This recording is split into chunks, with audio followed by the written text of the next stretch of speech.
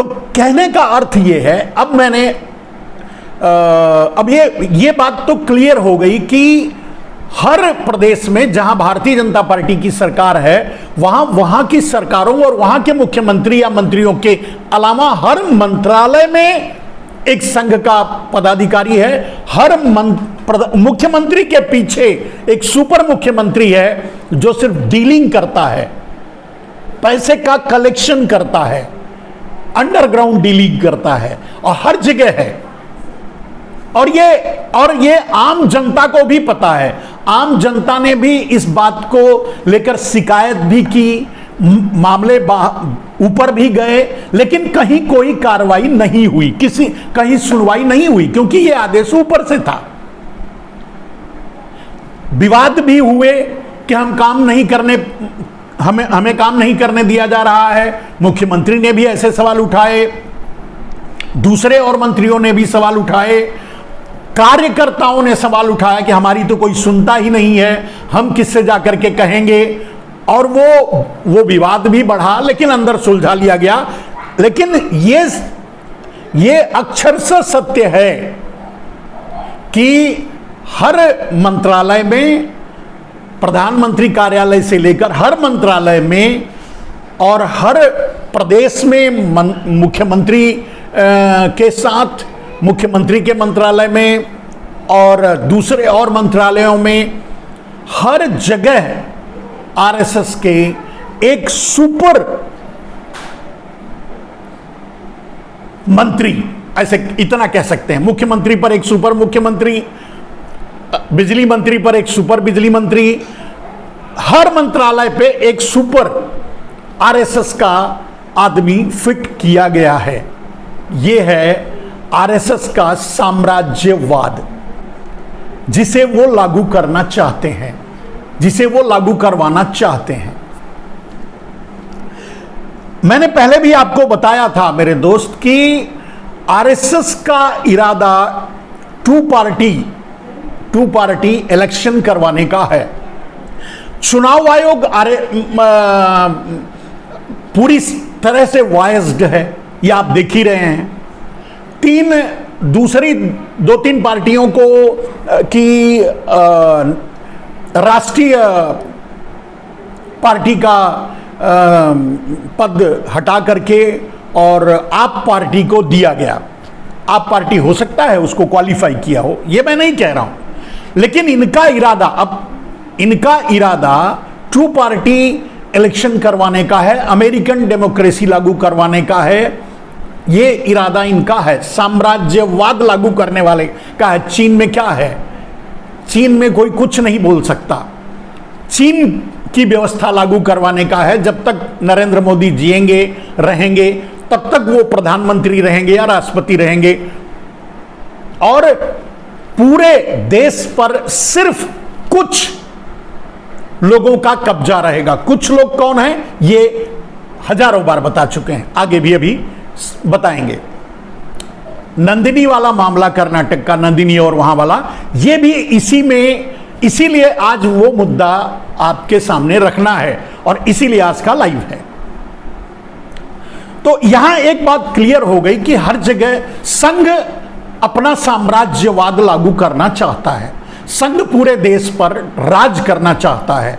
संघ, क्योंकि संघ एक बार लिखित में दे चुका है, शायद सरदार पटेल के टाइम पे, महात्मा गांधी की हत्या के बाद, कि वो सीधे राजनीति में दखल नहीं करेगा, इसीलिए वो सीधे नहीं है, तो वो मुखौटा लगा करके भारतीय जनता पार्टी का और आप पार्टी का मुखौटा लगा करके एक खेल खेल रहा है।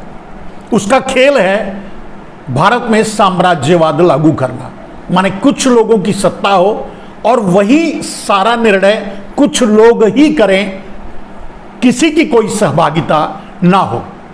अब वो कुछ लोग कौन होंगे, ये आप सीधे धीरे धीरे देख रहे हैं, वो संघ के आदमी होंगे।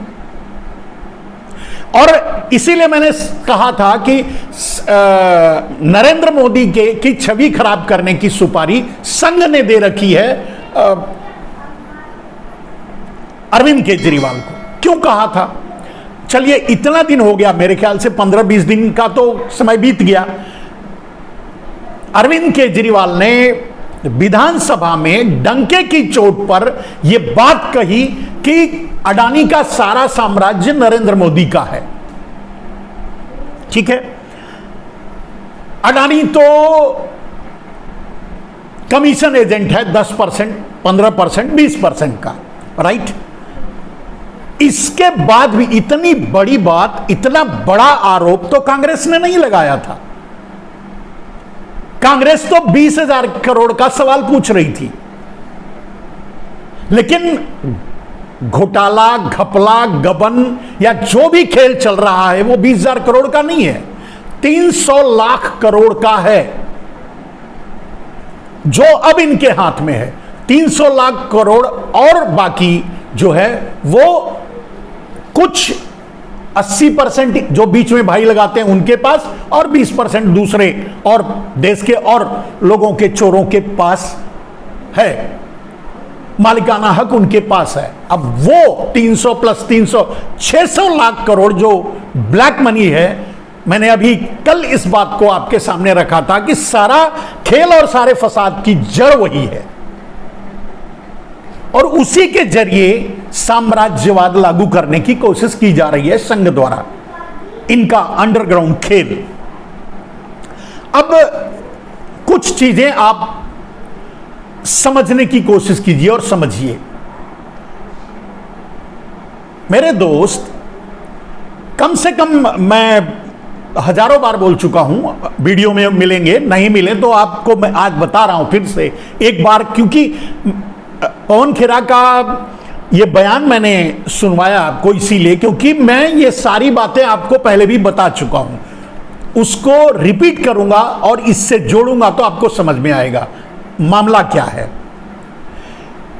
मैंने बार बार ये कहा था मेरे दोस्त कि, और अब उसे तस्दीक भी कर दिया अरविंद केजरीवाल ने, कि नरेंद्र मोदी अडानी का पूरा अंपायर, अडानी जैसे और कई अंपायर, ये मैं कह रहा हूं, लेकिन अरविंद केजरीवाल ने अडानी का पूरा अंपायर नरेंद्र मोदी की बेनामी संपत्ति है ये कहा। यानी जो आरोप, फ्रॉड, चोर, बेईमान, भ्रष्टाचारी जो आरोप लगे थे अडानी पर, वो सारे नरेंद्र मोदी पर शिफ्ट हो गए। लेकिन नरेंद्र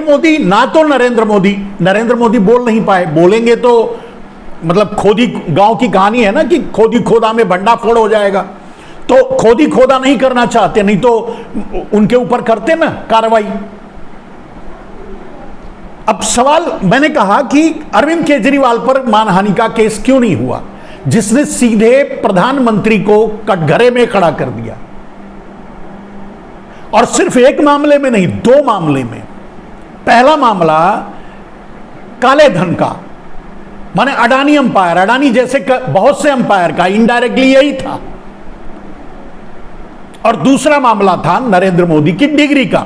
और दोनों मामलों में अगर जांच हो और केस चले तो नरेंद्र मोदी को बचाया नहीं जा सकता, कोई नहीं बचा सकता।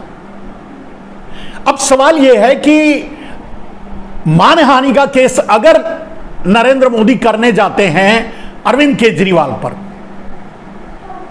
तो केस वहां मानहानि तक खत्म नहीं होगा, केस जांच के बाद मानहानि होगी ना, जांच तो करनी पड़ेगी। अरविंद केजरीवाल का आरोप सही है, नरेंद्र मोदी की डिग्री फर्जी है। इनडायरेक्टली अरविंद केजरीवाल, संजय सिंह और दूसरे आप वाले ये आरोप लगा चुके हैं, और मैंने आपको यह भी बता दिया कि यह पावर सिर्फ अरविंद केजरीवाल के पास है और कोई नहीं लगा सकता, लगाएगा तो जेल जाएगा। लेकिन अरविंद केजरीवाल का कोई कुछ नहीं उखाड़ सकता, वो इसलिए क्योंकि वो भी आरएसएस के दत्तक पुत्र हैं, यानी दत्तक पार्टी है, यानी गुरु भाई हैं अरविंद केजरीवाल और नरेंद्र मोदी। इस बीच में आपको एक भ्रम पैदा हुआ होगा कि पहले सत्येंद्र जैन और उसके बाद 1-2 नेता गए हैं, जेल में बैठे हैं, जैसे सिसोदिया, शायद मनीष सिसोदिया जेल में जाके बैठे हैं। ये सिर्फ बिल्डअप करने के लिए, मतलब पार्टी का पार्टी को ऊपर लाने के लिए, पार्टी को प्रचार देने के लिए, पार्टी को बिल्डअप करने के लिए ये सारे खेल खेले गए हैं। ये जब जेल गए तब भी मैंने ये बात बताई थी, अभी वही बात वहीं की वही है। अरविंद केजरीवाल पर कोई कार्रवाई नहीं होगी। अब आते हैं अरविंद केजरीवाल। अरविंद केजरीवाल ने सीधे दो मुद्दे को मुंह पे कालिख पोत दिया नरेंद्र मोदी के सीधे। अगर भारत का कोई एक आदमी और दूसरा कोई आदमी इस तरह से खुलेआम आरोप लगाया होता कि अडानी की सारी संपत्ति नरेंद्र मोदी की बेनामी संपत्ति है, वो अब तक जेल पहुंच चुका होता। लेकिन अरविंद केजरीवाल पर न कार्रवाई हुई, न मानहानि का केस होगा, न कोई कुछ नहीं होगा। मैं जानता हूं और यह पहले दिन भी बता दिया था, ऐसा कुछ भी नहीं होगा।